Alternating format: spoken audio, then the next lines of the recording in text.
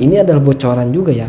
Sebenarnya kalau misalkan sudah masuk ke training itu, kalau misalkan sudah masuk ke OJT apalagi, jadi itu tuh kita itu sudah didata oleh perusahaan, entah itu kayak sudah diminta SKCK, sudah diminta alamat domisilis dan yang lain sebagainya. Itu tuh untuk penempatan intinya. Assalamualaikum warahmatullahi wabarakatuh. Kembali lagi bersama saya Duru Napis. Pada kesempatan kali ini saya akan kembali membahas komentar-komentar yang masuk pada video sebelumnya. Dan bagi kalian yang ingin kerja di Indomaret, nanti akan saya kasih linknya di deskripsi. Dan langsung gas aja, oke? Dan pada kesempatan kali ini akan saya bahas ataupun akan saya jawab pertanyaan dari Kak Abdul Majid. Dia itu bertanya pada 2 minggu yang lalu bahwasanya Kak Dudun, sebenarnya saya Durun ya, bukan Dudun.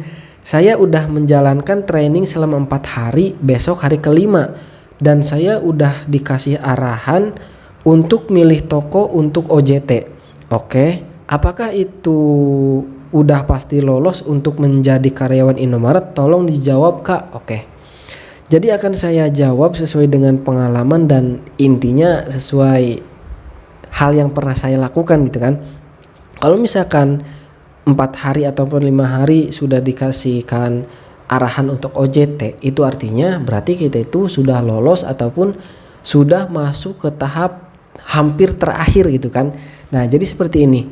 Nanti kalau misalkan kita sudah masuk ke training center ataupun sudah menjalankan sebuah training selama 10 hari ya keseluruhannya kalau nggak salah ketika itu, lalu kita itu akan menjalani kayak psikotes, sebelumnya itu kayak menjalani interview, dan tahap tesnya itu adalah tahap training.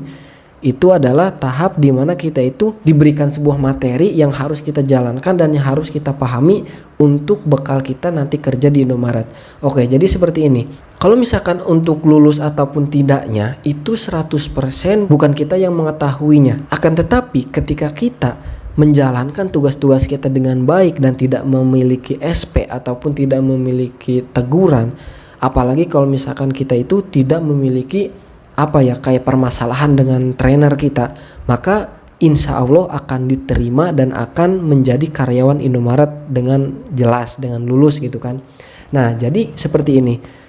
Dulu itu di training center saya ataupun di tempat training saya, waktu itu sudah ada angkatan sebelum saya ataupun angkatan kakak kelas saya, bahwasanya dia itu sehari sebelum OJT tidak diluluskan. Mengapa itu terjadi? Dikarenakan mereka itu ataupun dia itu memiliki masalah yang masalah tersebut tidak bisa dianggap sepele. Artinya seperti ini.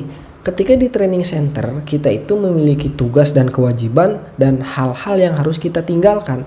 Nanti kita itu tidak boleh telat. Nanti di sana kita itu tidak boleh ngerokok. Nanti di sana kita itu tidak boleh menggunakan ataupun memegang HP ketika pembelajaran ataupun ketika pemateri.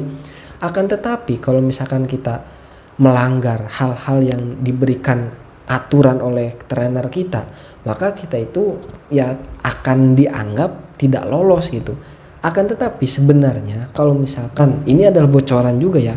Sebenarnya kalau misalkan sudah masuk ke training itu, kalau misalkan sudah masuk ke OJT apalagi, jadi itu tuh kita itu sudah didata oleh perusahaan, entah itu kayak sudah diminta SKCK, sudah diminta alamat domisilis dan yang lain sebagainya. Itu tuh untuk penempatan intinya.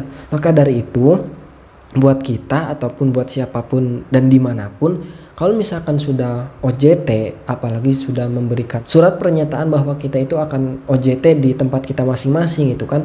Jadi biasanya beberapa hari setelah itu kita itu akan mendapatkan penempatan toko yang sesuai dengan domisilis kita. Akan tetapi ini harus diperhatikan oleh siapapun bahwasanya kita itu tidak bisa memilih toko dengan seenaknya kita gitu.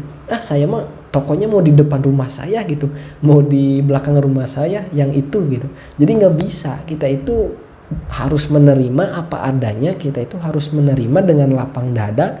Kalau misalkan kita rumahnya di Jawa misalkan ataupun di Bandung, kalau misalkan ditempatkan di Bandung ujung ataupun di Bandung mananya gitu, jadi intinya sesuai domisilis, akan tetapi tidak sesuai dengan keinginan kita. Dan biasanya memang akan jauh sekali tempat kita tinggal dengan toko Indomaret itu.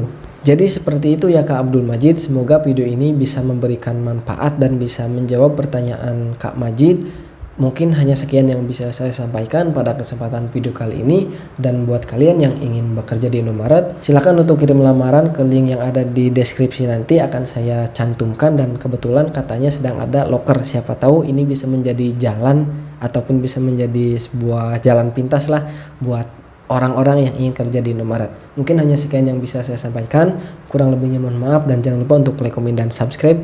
Mungkin hanya sekian yang bisa saya sampaikan. Sekian dan terima kasih. Wassalamualaikum warahmatullahi wabarakatuh.